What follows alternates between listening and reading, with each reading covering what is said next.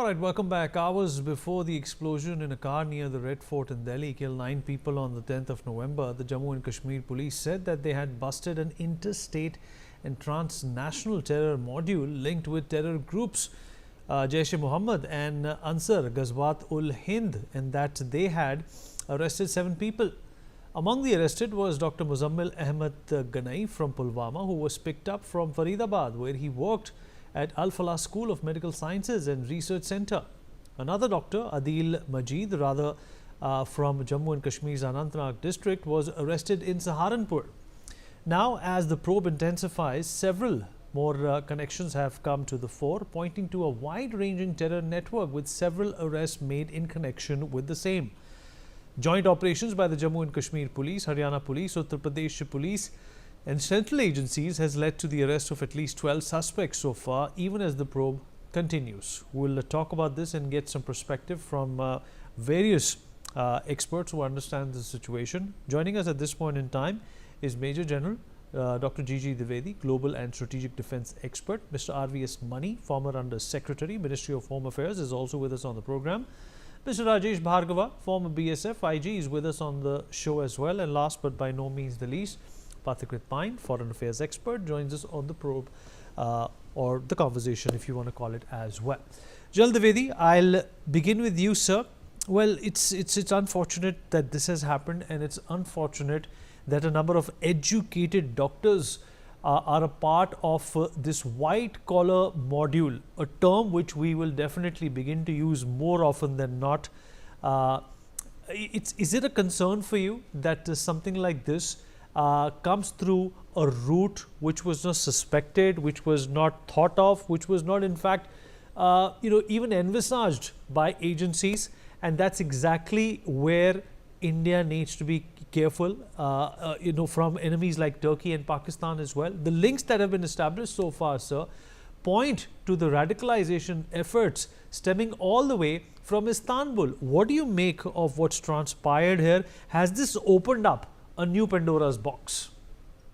Well, Vineet, I think definitely it's a deep concern for the nation at large that this new development as far as the Pakistan-sponsored proxy war now takes a new turn. And this turn is very, very serious. Having operated in the valley on a number of occasions in the command assignments, so far the perception was that most of these terrorists are the ones who are uneducated, young people who can be easily radicalized, and they were the ones which are being used as the front face of the terrorism. Of course, duly supported by the elements of Lashkar-e-Taiba, Jaish-e-Mohammed and local HM cadres. But this development is serious because those erstwhile, so-called the terrorists or the ones who could be trapped into the terrorist loop were the ones which were either in need of money or they were unemployed.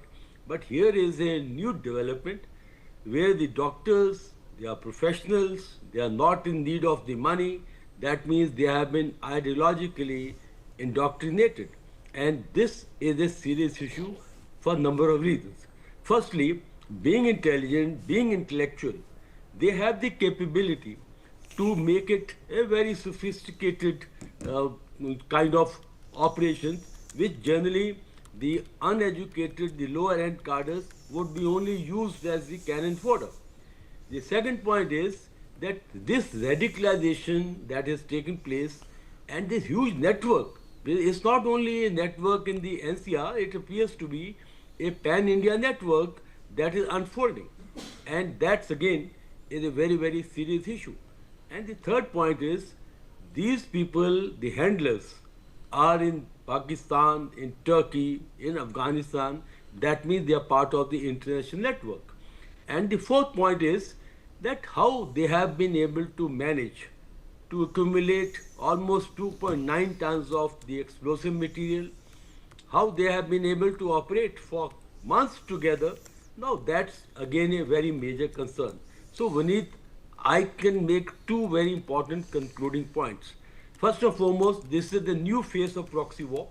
which is more serious than the ones which we faced earlier, because here intelligentsia is involved. And secondly, it has tentacles across the country, and I think as the time goes by, we will be unearthing more such modules. So that means that these intelligentsia and these intellectuals actually are now part of the game, and that again makes it a very, very serious issue. I think we have to take it on the national level, on the war footing, and take it as part of the proxy war that is being sponsored. And time has come now that we need to have a very clear-cut national counter proxy war doctrine, because this event to event handling of the situation is not going to pay us further, is only going to complicate them. And last point is, please remember what's happening in Bangladesh, what's happening in the chicken neck corridor, how Pakistan has warmed up to America, it is emboldened, and Pakistan army is now fully control of Pakistan. So therefore, there are no holds barred as far as the Pakistan army is concerned, and they are the main perpetrators of the proxy war against India. Valid point, sir. Mr. Mani, we need to start thinking from the angles and perspectives of these perpetrators as well, right?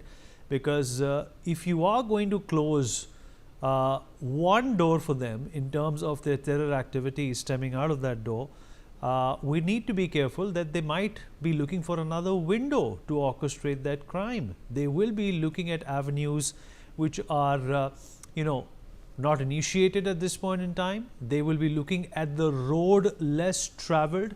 Are we focusing on these roads? Are we focusing on these avenues? Or are we looking at that beat up track that these terrorists have used in the past? But you're not going to get any friction there. Thank you, Vineet. I will start off from where General Dwivedi left.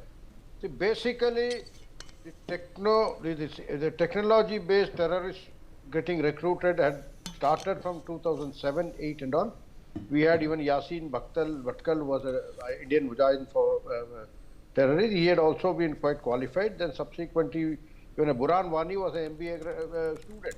So they educated the up still, but as a professional group, especially, this is the first time, although Dr. Zakir Naik was a rabble-rouser, a radicalizer, he was a doctor by profession, but he had come out to that.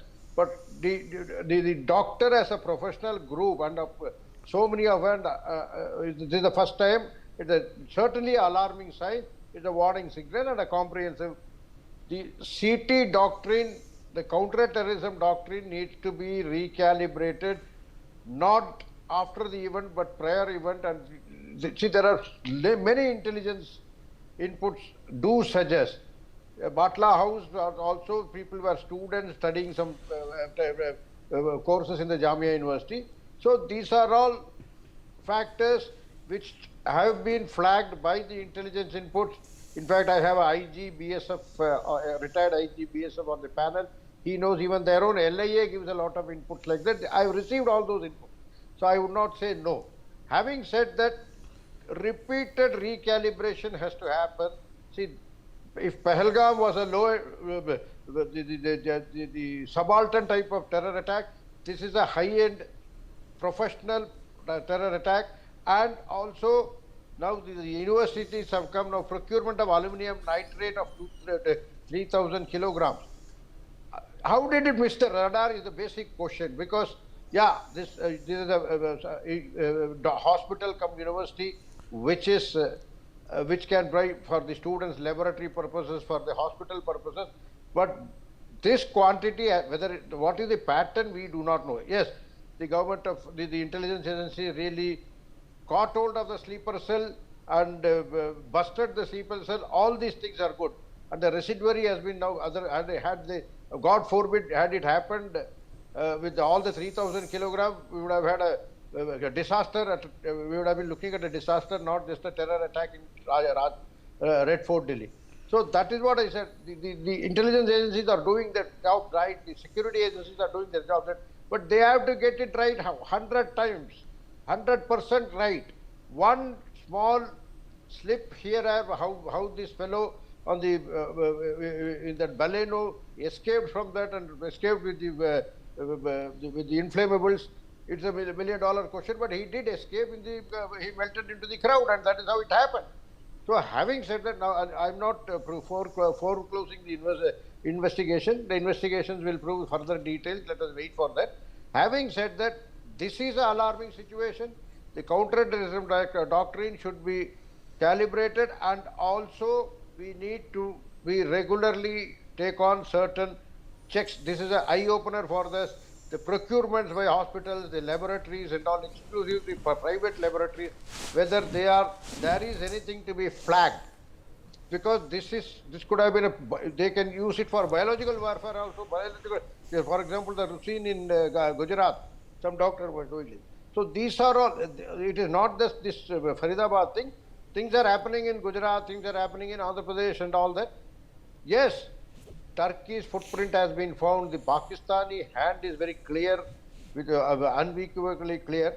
But first, let us also strengthen on Pakistan. Actually, our Prime Minister had already, after Pahalgam, had declared that every act of terror will be treated as an act of war. That is at the national level. I'm sure there will be a retaliation somewhere, sometime. We do not know. We cannot speculate. And we should. It is better not to share this on the public channel. Having said that, this type of internal audit of every purchase needs to be done, or some sort of every medical university, laboratories, everything should digitally procure. It should be made mandatory, and that should be monitored. There is nothing eavesdropping about it. It is for the largest security of the country. What the institutions are procuring in the laboratory material, how did it happen? There are several other steps we need to be taken. If required, be vetting of these doctors, the private practitioners who, like the Rusin. You're absolutely right, sir. Let me also rope in Pathikrit into this conversation. Pathikrit, there's a university involved here. There are doctors involved over here, and this is perhaps just the tip of the iceberg. If you talk about the different ways in which terror is perhaps being orchestrated in our backyard. Vinit, first of all, I think the presumption that education reduces radicalization, I think that's a delusion. There is a history of large number of educated people, from Osama bin Laden to Ayman al-Zawahiri, who are highly qualified. And qualified terrorists are far more dangerous, qualified radicals. Secondly, because our education system doesn't have a sense of nationalism and spirituality and morality embedded in it, we just train people, we don't get them educated per se. Secondly, look at this. A large amount of funds allegedly come from places in the name of minority institutions. Till the time we continue with this dichotomy, this division that minority institutions can have anything they want because they are, minority, as if being minority is a victim, that culture, till the time we continue, we would have a problem. Third, look at it. What is the deterrence against radicalization in this country? What is the punishment for radicalizing somebody? Till the time somebody, till the time he doesn't do an act of terror, nothing is done to that person. There are instances where people arrested a highly radicalized person, had kept him under jail for 1 year. At most, you can keep under National Security Act. And then the court forced him to be let off because he hadn't done anything. The moment he was let off, he committed an act of terror. So you do not have any mechanism to prevent radicalization in this country. Radicalizing somebody, first you make somebody orthodox. Then that person has an extremist mindset. And some people then take the step forward to do an act of terror. The fact that we are till today allowing things done in the name of, say, religious teaching, certain things are being taught, which is being allowed. And that is where radicalization happens. So that has nothing to do with education, normal education. So Pakistan definitely has a hand, but Pakistan now is using routes of Qatar, Turkey, and Bangladesh. So we have a very profound threat. And the threat is not just about ammonium nitrate. Look at what was happening in Gujarat, where they were extracting ricin, a very potent, poison, 20 times perhaps more dangerous than potassium cyanide, without any antidote, it can kill thousands of people, hundreds of thousands of people. So they are entering an area of biological war. Then you see what was happening in Gujarat, in Delhi and Mumbai airport, the GPS spoofing, where deliberately wrong information was being transmitted synthetically into aircraft so that they crash. And because of that, a notam has been issued in the Gujarat coast right now. So you have newer dimensions of terrorism evolving. While I have the deepest of respect in terms of conventional ways of fighting terrorism, as terrorism evolves, your mechanisms have to evolve as well. I want to ask one question. 1993 Mumbai terror attack. From that time onwards, 2025, how many terror attacks happened in India? Hundreds of them. Tell me how many of those terrorists have been hanged to death? And tell me how many of them have been acquitted for so-called lack of evidence? Recently, we saw terrorists who were involved in the 2007 CRPF camp attack being acquitted. We saw the terrorists involved in Mumbai train blast of 2006 being acquitted. And I would not be surprised, for these lawyers or for these doctors, an army of lawyers would come to defend them. And who guarantees 10 years down the line, they will all be acquitted? And by that time, sorry, but the media will move on to another story. And nobody will blink an eye. Just as it's right now happening with Nithari case. Surinder Kohli has been acquitted. 2011-12 Supreme Court upheld his conviction. 2025 he has been released. Nobody blinks an eye. So unless you create deterrence, unless you say radicalization will not be allowed come what may, and Middle East has a template, Russia has a template. What is our template? US has a template. What is our template of preventing radicalization? So these are the things, and under the name of minority education, the funds that come from abroad, that has to be checked. Imagine in the middle of Haryana, and in university would have 40% doctors from Kashmir, which is very strange. Right. So I think we need to have a Hawkeye approach. Yeah, I agree with you. I agree with you, Mr. Bhargav. In fact, even when 9/11 happened, the Americans could not have imagined in their wildest dreams that something like this would actually take place in the United States. At the same time, there are interesting updates and activities going on in Pakistan as well. The ambit, or rather the powers of Asim Munir are being increased. There seems to be some sort of a tacit resolve, to give him entire control of the Pakistani army, all the decisions that are made in Pakistan, not that they already don't have it. But what do you make of this new MO that is coming up when it comes to orchestrating terror across the world, and starting with India at Red Fort? As far as General, now Field Marshal Munir is concerned, it is not that the army has now become very powerful. It was always, because people used to say, ki, who runs Pakistan? It is the army that runs the Pakistan. Army, Allah and America. So this was 3A. They used to describe, yes, this is how Pakistan is run. So anyway, whatever is happening there, it is their business. But what they do in India, that is our business. Now I come back to this radicalization, because just in the morning I was discussing it on some other channel. I say I was posted in Kashmir in '86, and thereafter I had 3 or 4 tenures in Kashmir, seeing that massacre in the year 1989, 1990, and further onward. I tell you one thing: Kashmir has changed. Kashmir has been changed by our resources, by our government, but the people have not changed. People still carry the same mentality that they used to carry. Of course, the number of such people they have reduced, but still the people, they are carrying the same ideology, same mentality, and same attitude towards the country. Now you see that the doctors, they have been radicalized. They have not been radicalized in a day or two, or given an injection where the radicalization get into their veins. They have been radicalized from the very childhood. Now the people, the atmosphere in their home, the atmosphere around is such that they have something latent in their mind, what they are supposed to do, even if they do not know, but It is in their mind.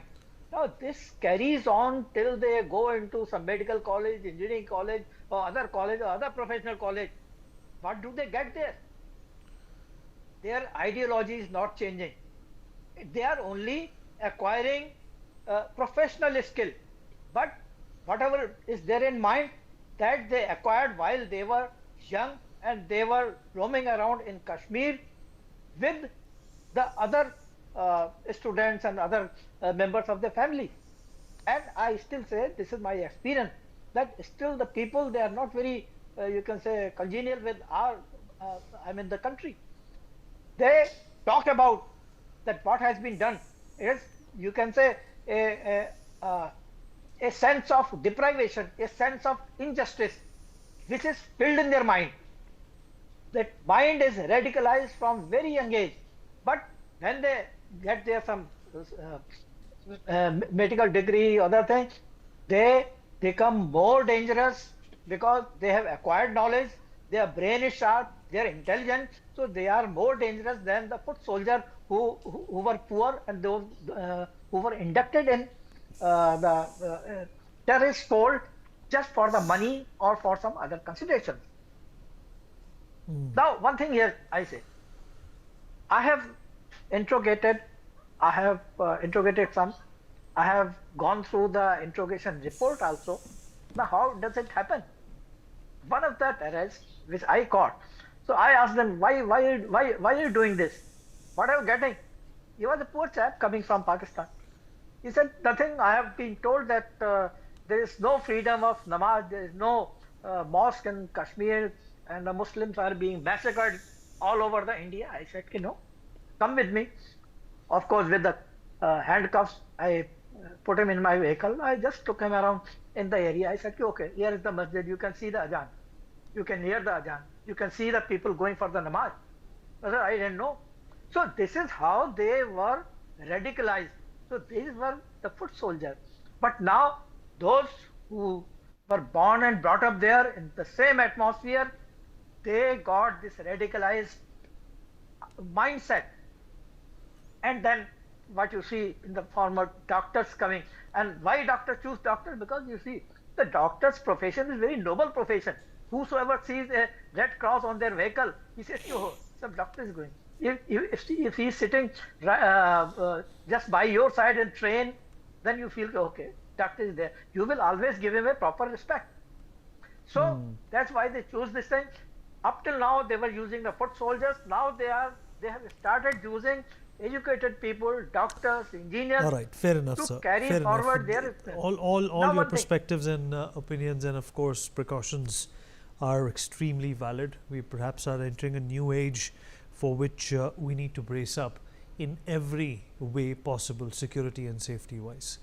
We take a short break on that note. We'll be right back.